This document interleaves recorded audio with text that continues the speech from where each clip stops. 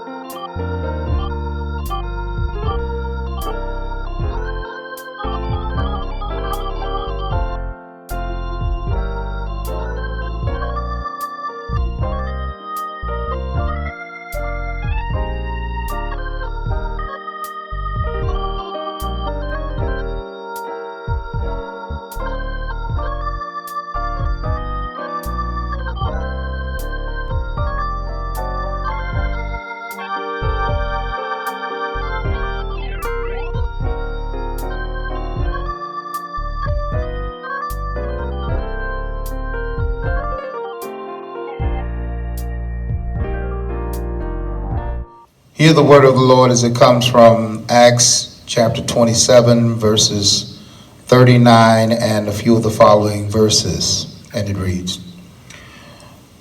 "When daylight came, they did not recognize the land, but they saw a bay with a sandy beach, where they decided to run the ship aground if they could.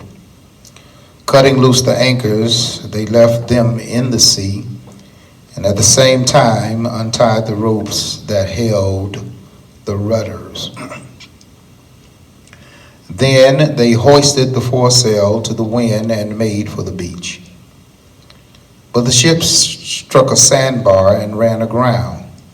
The bow stuck fast and would not move, and the stern was broken into pieces by the pounding of the surf. The soldiers planned to kill the prisoners to prevent them from swimming away and escaping. But the centurion wanted to spare Paul's life and kept them from carrying out their plan. He ordered those who could swim to jump overboard first and get to land. Verse 44 says, the rest were to get there on planks and other pieces of the ship. In this way, everyone reached land safely. And for these few moments, I want to talk about making it on broken pieces. Making it on broken pieces.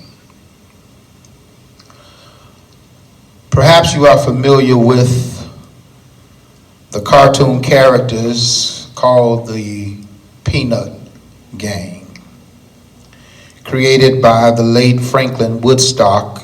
You know the Peanut Gang, those characters that were loved and lauded, those that were well appreciated, like Charlie Brown, Sally Brown, his sister, Franklin and Patricia Peppermint Patty, Pigpen. And who could forget Linus with his blanket and Snoopy? Well, in one of the episodes, Snoopy was writing a novel, and as he began to write his novel, Lucy sneaks up behind him and offered this advice. She said to him, "Snoopy, you will never be able to write a great novel or a great story, because great stories and great novels always begin with once upon a time, or it was a dark and dreary night." She said, if you really want to make a great novel, you have to begin with once upon a time, or you must begin with it was a dark and dreary night. She left Snoopy. Snoopy began writing his novel, and he began it this way. Once upon a time, it was a dark and dreary night. So it is in our text today. It is a great story. It is a story that very well could have easily began once upon a time. It was a dark and dreary night. Because after all, that's exactly what it was. It was a dark and dreary night. The Apostle Paul is making his final missionary journey to Rome. And for the last time, he is traveling by ship once upon a time on a dark and dreary night. For 14 days, he had traveled and experienced the darkness and deep waters. Nothing but darkness and deep waters for 14 days. And out of this, a storm arises, and the waters are crashing against that ship. The waves are dashing. The wind is blowing, so much so until all of the passengers are in fear of their lives. A relationship full of faith and confidence in God is able to sustain us. A relationship that is full of faith and confidence in God can sustain us, can keep us together in the midst of life storms, because storms will rage in our lives. However, faith bespeaks the nature and character of God and not the severity of our storms. Every one of us will have, once upon a time, a dark and dreary night. Every one of us will have storms and waves and water and deep waters and dark nights. Each one of us will have this to challenge our lives. But can I pause and tell you that the faith that we have in God is about the nature of God and not the severity of our storms. There is this tendency to believe that when I am going through a storm and the severity of my storm, the difficulty of my storm, the length of my storm is an indication of the lack of my faith. But let me tell you that when you and I put our faith in God, it does not bespeak our faith in God. It bespeaks the severity of our storm. In other words, our faith in God is no indication as to why we're going through the storms we're going through. Someone has so eloquently stated that tough times don't last, but tough people do. I'm not so certain about the latter part of that statement, but I am sure that tough times do last, and if I had my way, I would say that people of faith do. Paul is journeying to Rome, and his journey is filled with danger and destruction. He's journeying on his way to Rome, his last voyage, his last ship. And on this journey, they are engulfed and entangled in a storm, and they are expected to die. Can I pause and tell you that there are some storms that arise that if you're not careful in your own heart and mind, you will say things like this: I don't think we're going to make it. Have you ever been there? Have you ever been in a storm that's so severe, in a storm where the darkness was so dark you could touch it with your hand? Have you ever been in a storm where it seemed like life had become so humdrum and dreary? And if you're not careful, that whatever is in your mind and in your mouth will show up in your heart. And if you're not careful, you will find yourself saying this: I really don't think I'm going to make it. Perhaps you've been there, knowing that you were going down for the last time. Perhaps you've been there knowing that you are not going to get out of it this time. Have you ever been there when you thought that it seemed like there was no room for survival? Such is the case with Paul and his fellow travelers. Paul, making this journey, has some fellow travelers with him. There's the crew, the sailors, the centurion, and there's also other prisoners on this ship. They are having what I call a Paul experience. Can I tell you that in your life, you and I will have a Paul experience? And just as Paul's experience or ordeal at sea serves as an example for us today. Can I tell you, the storm and the ordeals of life that you experience will serve as an example for others. And so really, in the midst of a storm, you have to determine whether you're going to sink or sail.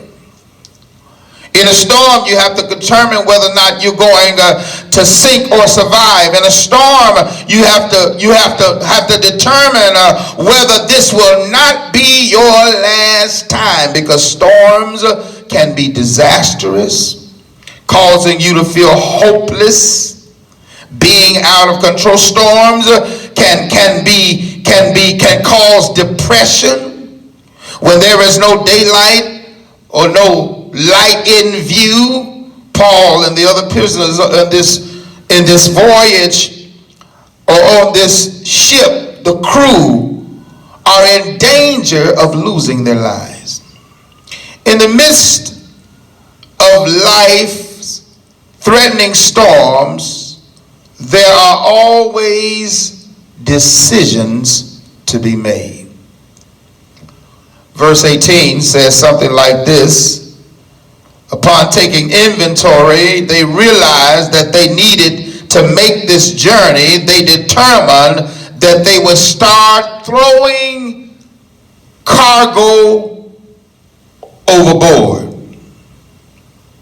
They had already spent 14 days, about 2 weeks of misery and terror at sea in the midst of the storm, and in the midst of the storm, they had to make some hard decisions. Sometimes the passage of time can confuse us about what is necessary and what is not. Just because you have had it or endured it or put up with it or it has lasted for a long time does not mean it is necessary. Let me use a word that has kind of bombarded our vocabulary these last 30 days, and that is, it is not necessary, it is not essential. Whenever you get to a storm, whenever you get to a difficult place, whenever you get to a hard time, whenever you get to that dark and dreary night and your life and well-being is being threatened, you have to determine what is necessary and what is not. You have to determine what is essential and what is not. In verse 18, it says that they started throwing cargo overboard. But if you keep on reading, verse 38 says, then they began to throw wheat and all of the other goods overboard. What are you saying? I'm saying that when you go through a storm and when you have a difficult time, you have to determine what is essential and what is not, what is necessary and what is not. The ship is about to sink, and so they start throwing things overboard. Throw it overboard. When you get to a storm in your life, when you get to that impasse in your life, when you get to that place where it seems like you're not going to survive, you're not going to overcome, you're not going to live, you got to make some hard decisions, and you got to determine what is necessary and what is not, what is essential and what is not. They start throwing stuff overboard.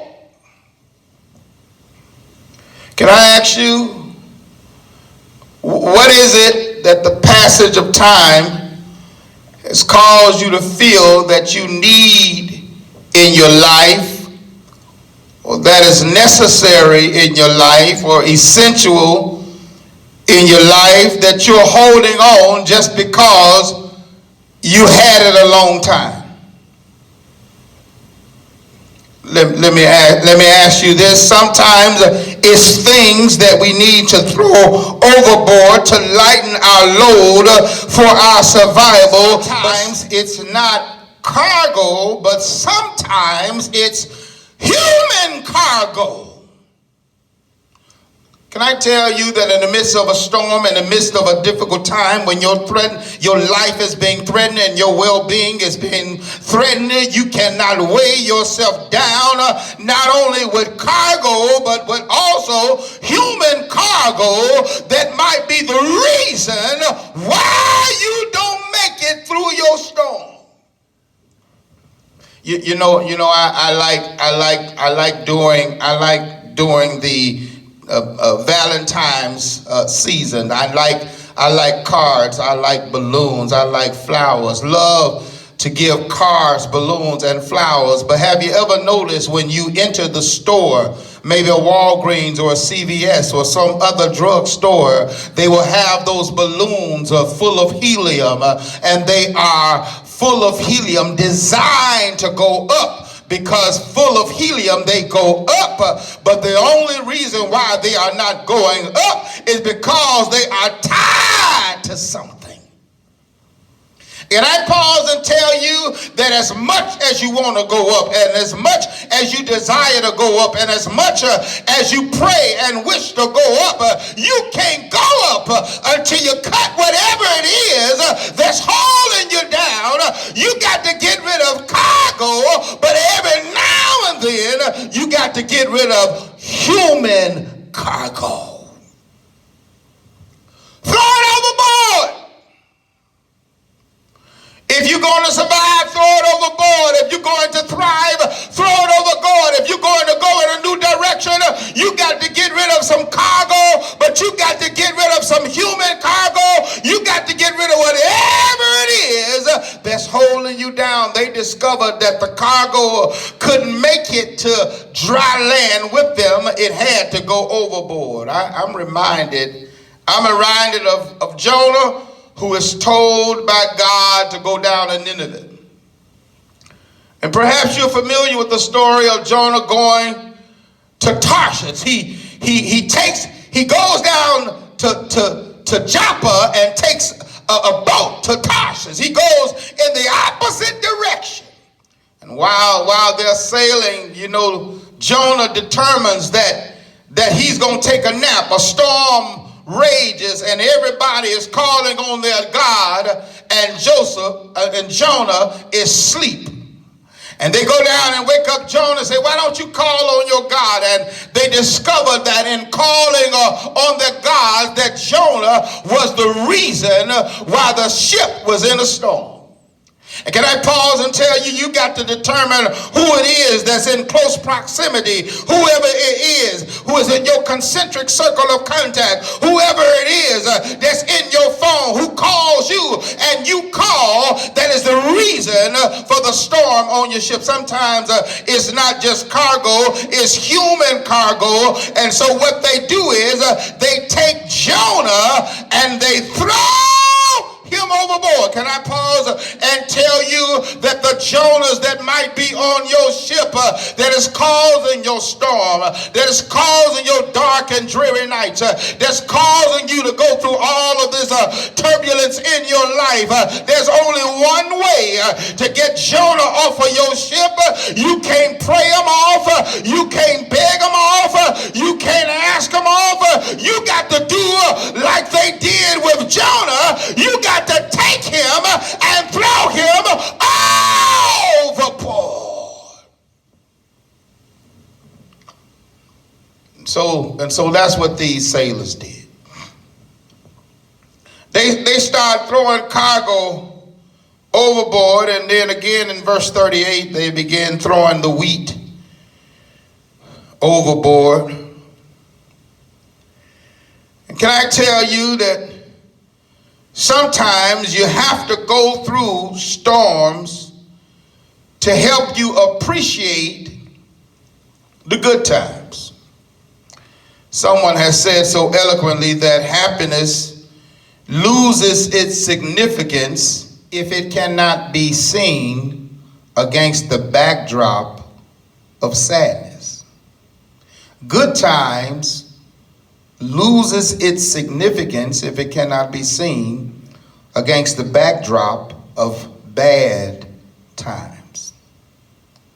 Translation, if it were not for bad times, how could you appreciate good times or even know the difference? Storms are times of danger, but they are also opportunities for God's deliverance. Whenever you have a storm, know that that's God's opportunity to show his hand and deliver you in the midst of your storm. So they start throwing things overboard, and then finally they dropped their anchors and they began to pray. They dropped their anchors and then they began to pray. I know we read this as two separate acts. They dropped their anchors and they began to pray, but it seems to me as if it is one act that dropping their anchor and praying are one and the same. What are you saying? I'm saying that when you pray, then you use your anchor. Prayer will anchor you. Prayer will become the launch pad in your storm. Your storm becomes the breeding ground for your prayer. Storms will teach you how to pray. Storms will help you remain consistent in prayer. Storms will keep your prayer fervent, full of heat, full of fire, full of fervor. No longer will you be able to pray those dry prayers. No longer are you ever interested in praying those emotionally detached prayers. No longer are you praying those empty prayers, and no longer are you praying the prayers that you memorize. And can I pause and tell you that it is D.L.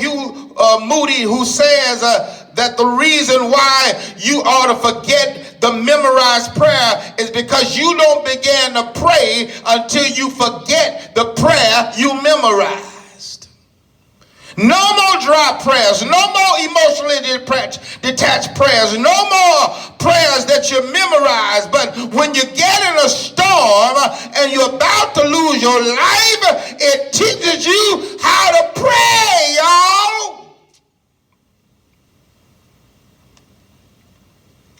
They drop their anchors.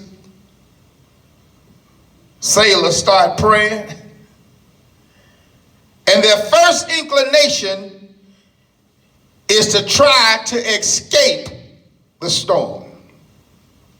Isn't that true that whenever things become fierce in life and when trouble, pressure becomes great, one of the first things that we seek is a way out?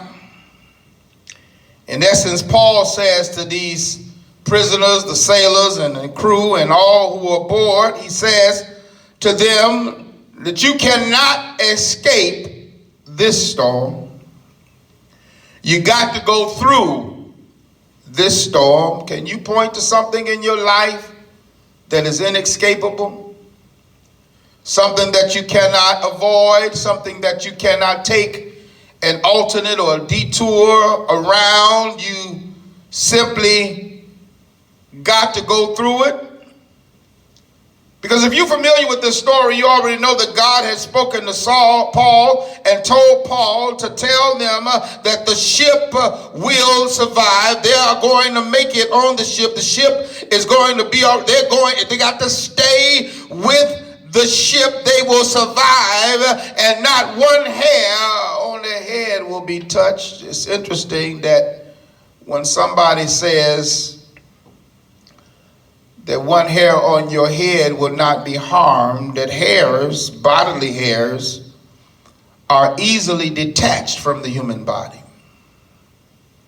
And so when someone says that not one hair of your head will be harmed, what they're saying is that even the hairs that are detached easily and daily will not be detached.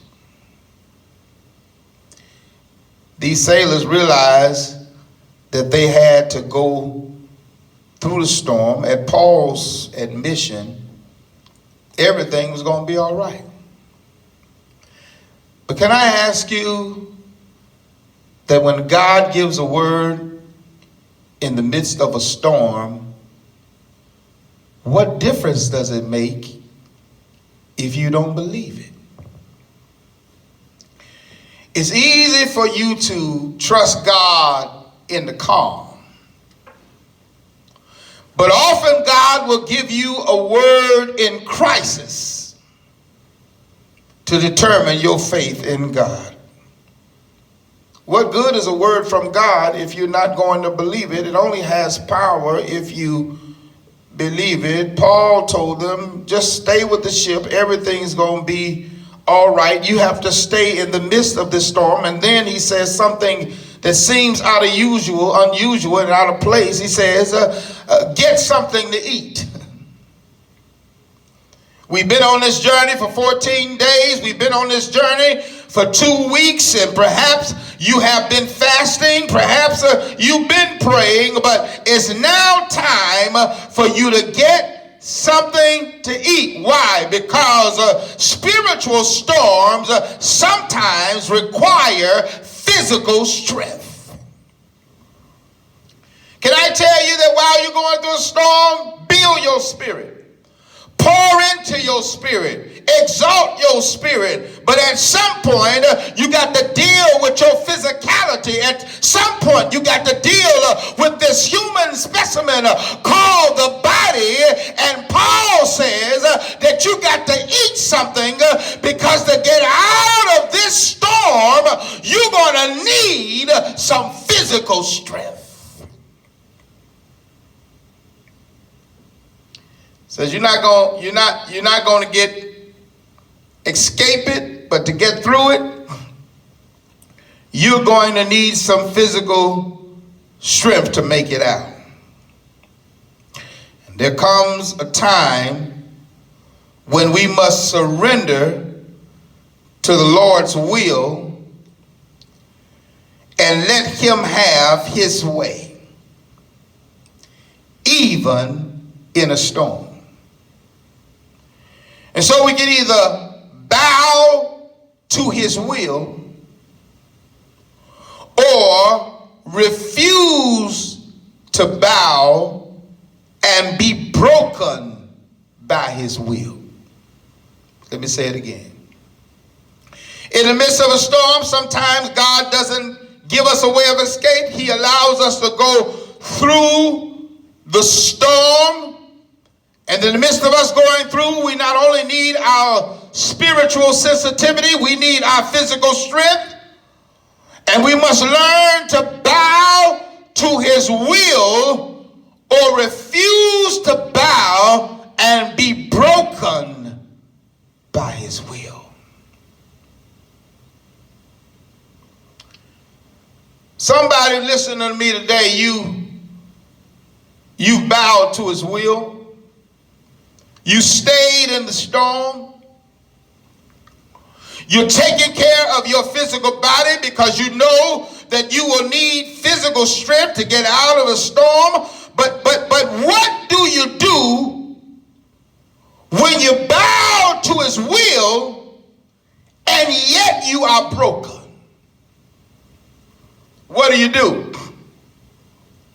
When you submitted to his will, when you stayed in the storm, when you dropped your anchor, when you prayed, and when you've thrown over cargo and human cargo, and you've done all that you needed to do, you've gotten something to eat, and you've gotten the sustenance for your body and strength for your physical body, but what do you do when you are bound growing, and yet you are broken. Because the text says that after all they did, they dropped their anchor, they threw cargo overboard, they prayed, they got something to eat, they stayed with the ship, they remained in the storm, and the text says that the ship was broken into pieces. And somebody listening to me said, I know what you're talking about because I did exactly what they did on this ship. I stayed with the ship, I dropped my anchor, I prayed, I threw things overboard, I made sure I took care of my body in the midst of the storm. I was faithful, I exalted my spirit, I was committed, but yet in the midst of all of that, I still was broken. What do you do when you have bowed and yet you're broken? Well, I like the last verse, and it says this, and I'm done. It says, then those who were able to swim were told or ordered to jump overboard. That's what you do.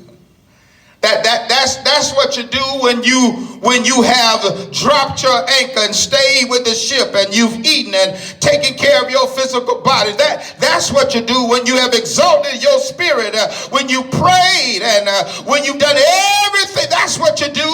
You do what you know how to do.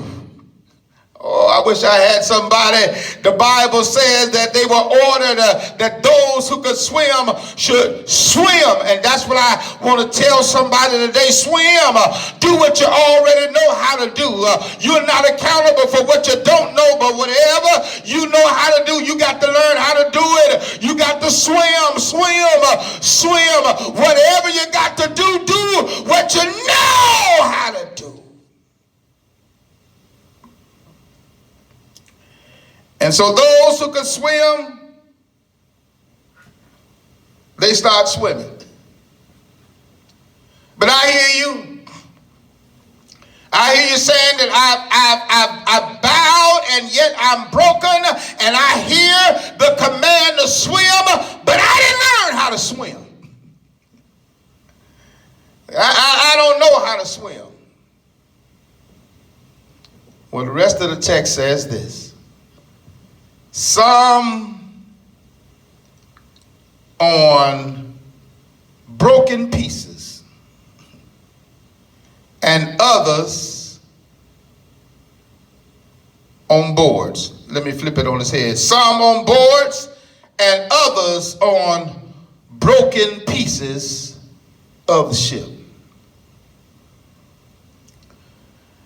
I hear you too saying, well, you know, I didn't get a board in this life. I don't know how to swim, and I didn't get a board in this life. I don't know how to swim, and I didn't have all of the advantages that some people have had in this life. I don't know how to swim, and I didn't get a board. How am I going to make it? I'm glad you asked. You're going to make it on broken pieces of the ship. Now when I first, upon first reading this text, I just assumed that broken pieces of the ship was any part or floating device that they could hold on to get to shore.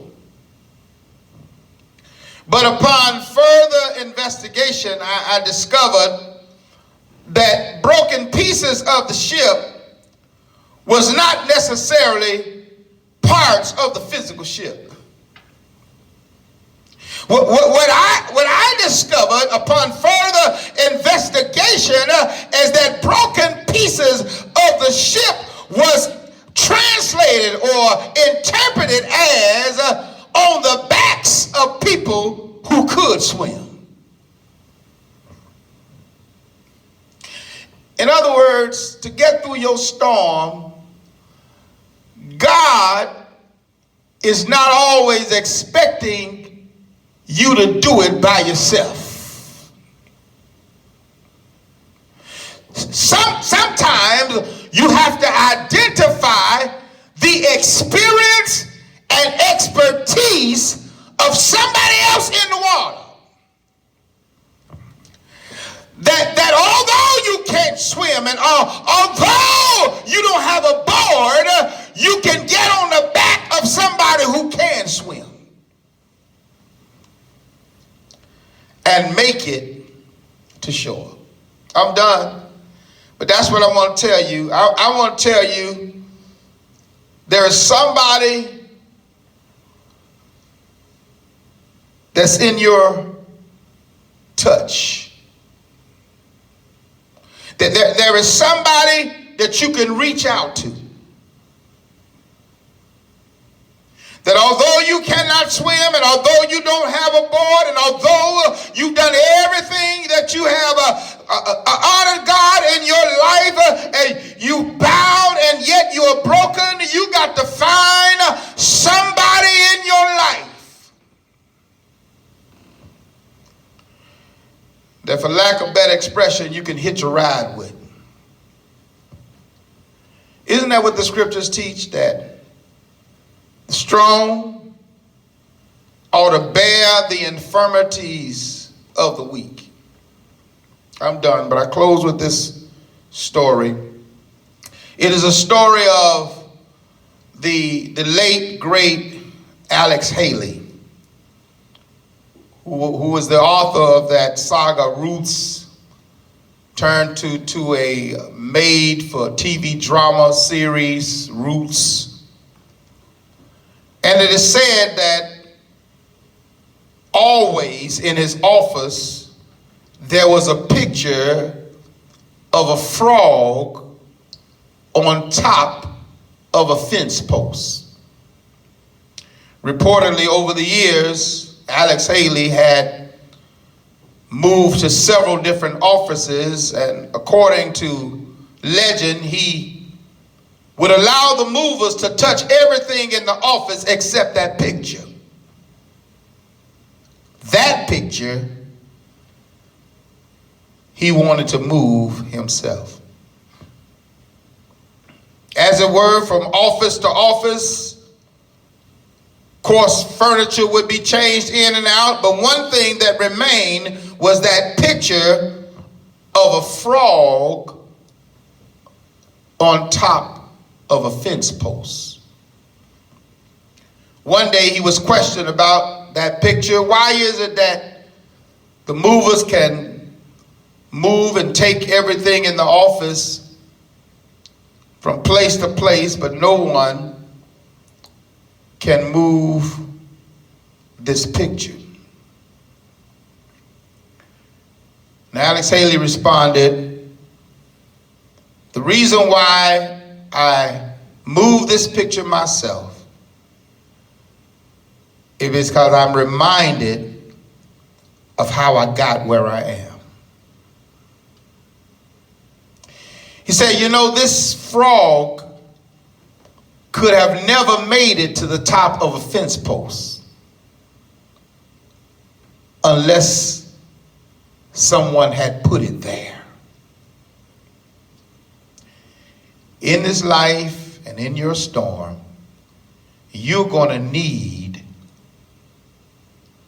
the expertise, and you're going to need the experience of somebody you know. Because some on boards and some on broken pieces. Here it is. But they all made it to land. You are going to make it. You've been listening to the online services of Matthews Memorial Baptist Church, located 2616 Martin Luther King Jr. Avenue, Southeast, Washington, D.C., under the leadership of Senior Pastor, Reverend Dr. Joseph D. Turner. We encourage you to partner with us through giving. Visit www.mmbcdc.org or text the word GIVE to 301-895-7889 or by mail addressed 2616 Martin Luther King Avenue, Southeast, Washington, D.C. 20020. May God bless you.